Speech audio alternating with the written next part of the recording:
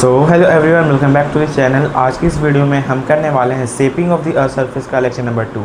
पिछले लेक्चर में आपने देखा होगा कि हमने प्लेट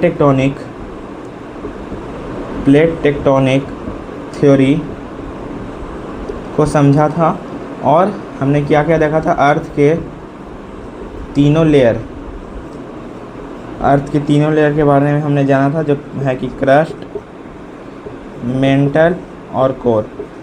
इन सारे के बारे में हमने लेक्चर नंबर 1 में बात की थी। आज की इस वीडियो में हम बात करने वाले हैं कन्वेक्शन करेंट, प्लेट बाउंड्रीज और वेदरिंग और फिर इरोजन। ये लेक्चर नंबर 2 करने के बाद हमारा इस चैप्टर का 50% सिलेबस ख़त्म हो जाएगा।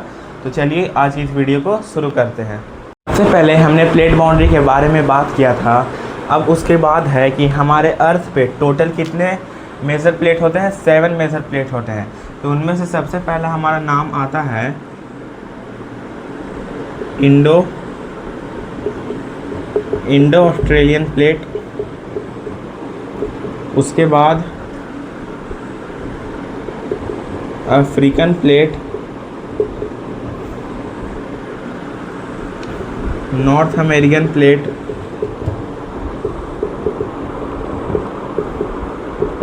उसके बाद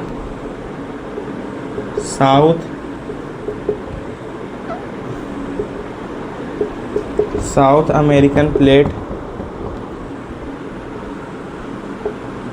यूरेशियन प्लेट और इसके बाद पैसिफिक प्लेट और लास्ट एंटार्क्टिक प्लेट। ये सातों जो प्लेट हैं वो हमारे अर्थ के क्या है? अर्थ सरफेस के मेजर प्लेट्स हैं। यही सातों प्लेट जो हैं हमारे अर्थ के मेजर प्लेट्स में गिने जाते हैं। कन्वेक्शन और कंडक्शन में जो हीट ट्रांसफ़र होता है वो कैसा होता है? वो होता है वर्टिकली। कैसा होता है? वर्टिकली। कन्वेक्शन और कंडक्शन में जो हीट ट्रांसफ़र होता है वो वर्टिकली होता है, और वहीं एडवेक्शन में जो हीट ट्रांसफ़र है वो कैसा होता है? हॉरिजेंटली होता है। जो हीट ट्रांसफ़र होगा अर्थ के इंटीरियर में वो कन्वेक्शन और कंडक्शन में कैसा होगा? वर्टिकली होगा। और जो एडवेक्शन में होगा वो कैसा होगा? हॉरिजेंटली होगा। और जब मूवमेंट ऑफ टेक्टोनिक प्लेट्स होता है, मूवमेंट ऑफ टेक्टोनिक प्लेट्स वो किसके कारण होता है? वो कन्वेक्शन के कारण होता है। कन्वेक्शन करेंट के कारण होता है। एडवेक्शन क्या करता है? हॉरिजेंटली हीट ट्रांसफ़र करता है। कन्वेक्शन और कंडक्शन वर्टिकली करता है। और जो हमारा टेक्टोनिक प्लेट्स का मूवमेंट होता है वो किसके कारण होता है? वो होता है कन्वेक्शन करेंट के कारण। यहाँ पे आपका एनसीईआरटी बुक में एक फिगर दिया हुआ है, हम उसको बनाने का ट्राई करते हैं। यहाँ पे हम इरेज कर लेते हैं पहले। ये आपका ये फिगर दिया हुआ है। ये फिगर यहाँ पे हम डायरेक्ट बना देते हैं ऐसे। ये हमारा है crust, upper mantle, lower mantle, then है आउट कोर। अब जो हमारा क्रस्ट में जो हीट ट्रांसफ़र होगा, हमारा क्रस्ट में हीट कितना परसेंट ट्रांसफ़र होगा? 24% ट्रांसफ़र हीट कहाँ होगा? क्रस्ट में होगा। और अपर मेंटल में हमारा जो हीट ट्रांसफ़र होगा वो कितना परसेंट होगा? वो होगा 22%।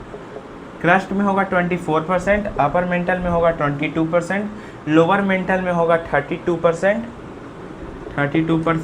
और कोर में होगा 22%। क्रस्ट में 24, अपर मेंटल में 22, लोअर मेंटल में 32 और कोर में होगा हमारा 22। ये कैसा होता है? ये किस कारण की वजह से होता है? एडवेक्शन, कन्वेक्शन और कंडक्शन। इन तीनों के कारण जो होता है वो हमारा क्या होता है? हीट ट्रांसफ़र होता है।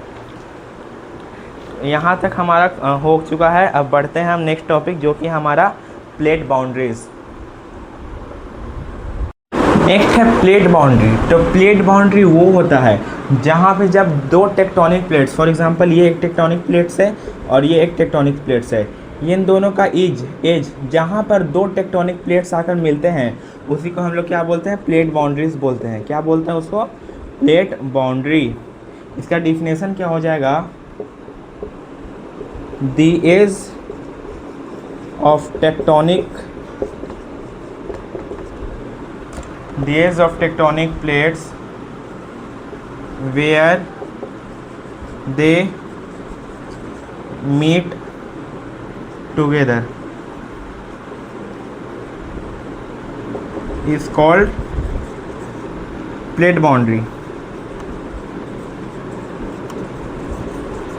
तो प्लेट बाउंड्री वो होता है जब दो टेक्टोनिक प्लेट्स साथ में मिलते हैं, जब जो उसके एज को क्या कहा जाता है, उसके एज को कहा जाता है प्लेट बाउंड्री।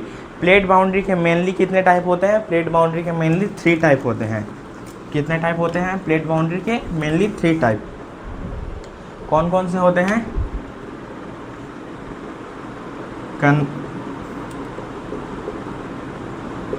स्पेलिंग हम एक बार देख लेते हैं। कन्वर्जेंट बाउंड्री,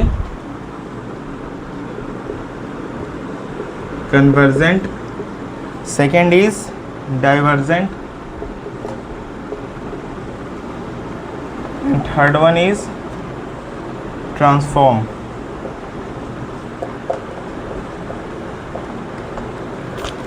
तो सबसे पहले हम जाने ये कन्वर्जेंट बाउंड्री क्या होता है। कन्वर्जेंट बाउंड्री मतलब फॉर एग्जांपल मान लीजिए ये एक प्लेट है और ये एक प्लेट है, यहाँ पे ये मान लीजिए ये 2 प्लेट है, एक प्लेट नंबर 1, प्लेट नंबर 2। जब ये प्लेट नंबर 1 और प्लेट नंबर 2 एक साथ एक ही दिशा में जब टकराएंगे और जहाँ पे ये मिलेंगे उसको हम लोग बोलते हैं कन्वर्जेंट। जब ये दोनों एक ही दिशा में आए तब उसको हम लोग बोलते हैं, क्या बोलते हैं, कन्वर्जेंट। जब ये दोनों टकराएंगे तो इनसे क्या फॉर्म होगा, माउंटेन्स फॉर्म होगा। फॉर एग्जांपल जब ये टकराएं तब यहाँ पे क्या फॉर्म होगा, यहाँ पे फॉर्म होगा माउंटेन्स फॉर्म होगा। इसी को हम लोग क्या बोलते हैं, कन्वर्जेंट बाउंड्री बोलते हैं। नेक्स्ट है डाइवर्जेंट बाउंड्री। डाइवर्जेंट मतलब समझ में आ रहा है ना, दूर भाग रहा है।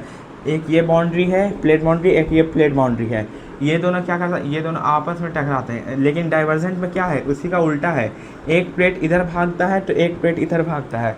फॉर एग्जांपल ये एक प्लेट है, ये दोनों आपस में नहीं जुड़ते हैं, ये दोनों क्या करते हैं, एक दूसरे से भागते हैं। यहाँ हो गया हमारा सेकेंड। थर्ड है ट्रांसफॉर्म। इनका कोई मतलब ये एक ऐसे प्लेट है और एक ऐसे प्लेट है।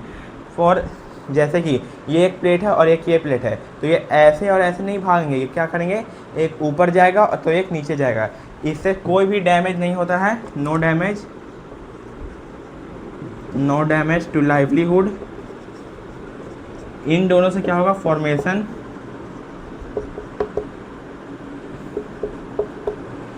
और जब ये दोनों प्लेट्स एक दूसरे से भागेंगे तब जो नीचे जो सेमी मैग्मा रहेगा वो क्या हो जाएगा, वो ऊपर आ जाएगा। तो ये क्या करेगा, volcanic eruption, formation of mountains. यहाँ पे हमने तीनों बाउंड्रीज को समझ लिया है, कन्वर्जेंट, डाइवर्जेंट एंड ट्रांसफॉर्म। अब चलिए इसके डिफिनेशन को देख लेते हैं एक बार। पहला है कन्वर्जेंट। इसमें हम डिफिनेशन क्या लिखेंगे,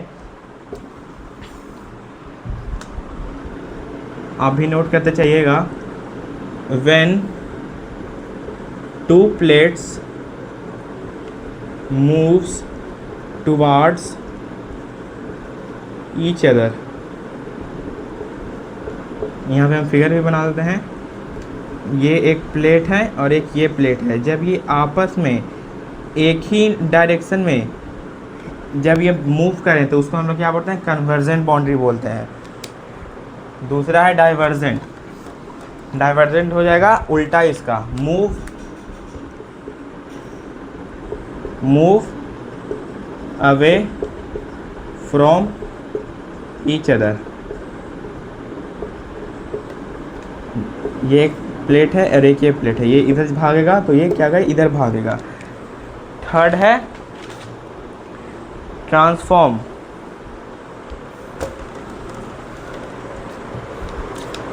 इसमें क्या होगा, स्लाइडली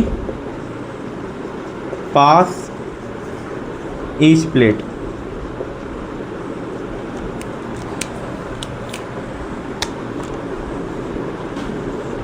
ये प्लेट इधर जा रहा है तो ये प्लेट किधर जाएगा, इधर जाएगा। यही हमारा तीनों प्लेट बाउंड्री का टाइप्स। अगर आपको ये समझ में आया होगा तो एक लाइक कीजिएगा। चलिए बढ़ते हैं नेक्स्ट टॉपिक की ओर। हमारा नेक्स्ट टॉपिक है रिंग ऑफ फायर। तो सबसे पहले हम जानेंगे कि आखिर रिंग ऑफ फायर क्या होता है। तो रिंग ऑफ फायर का हम यहाँ पर डिफाइन देख लेते हैं। Ring of fire is a region in Pacific Ocean where a large number of volcanic eruption and earthquake happen। इसका डिफाइन से ही आपको पता चल रहा होगा कि एक ऐसा रीज़न जो कि कहाँ हो, पैसिफिक ओशियन के अराउंड हो, जहाँ पे large number of volcanic eruption हो और जहाँ पे अर्थक्वेक और वॉल्केनिक इरप्शन जो है वो बहुत ही ज़्यादा मात्रा में पाया जाए, उसी रीजन को हम लोग बोलते हैं रिंग ऑफ फायर। इसका और एक नाम है जिसको हम लोग बोलते हैं circum Pacific belt. Ring of fire का एक और नाम है जिसका नाम है सर्कम पैसिफिक बेल्ट।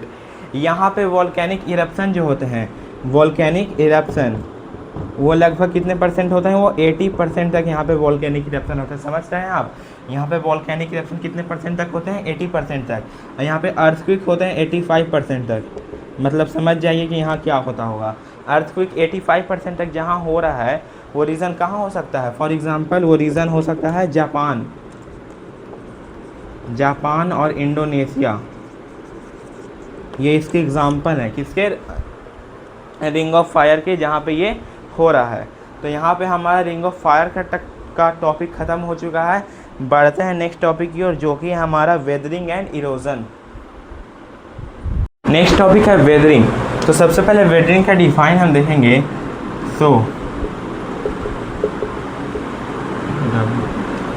स्पेलिंग भी हम गलत लिख रहे हैं। Weathering is the process by which the rocks on the earth surface break down into a smaller pieces। Weathering का मतलब होता है कि जो हमारे अर्थ सरफेस पे जितने भी सारे बड़े बड़े रॉक्स हैं, उन जब वो रॉक्स ब्रेक होकर छोटे छोटे ब्रिक्स में जब टूट जाते हैं, उसी प्रोसेस को हम लोग क्या बोलते हैं, वेदरिंग बोलते हैं। Weathering is the process by which rocks on the earth surface break down into smaller piece is known as weathering. Weathering के मेनली 3 टाइप्स होते हैं। पहला होता है फिजिकल, दूसरा होता है केमिकल और तीसरा होता है बायोलॉजिकल। चलिए इसको एक एक करके समझते हैं। वेदरिंग के कितने टाइप होते हैं, 3 टाइप होते हैं। पहला है वेदरिंग के 3 टाइप होते हैं। पहला है फिजिकल, दूसरा है केमिकल,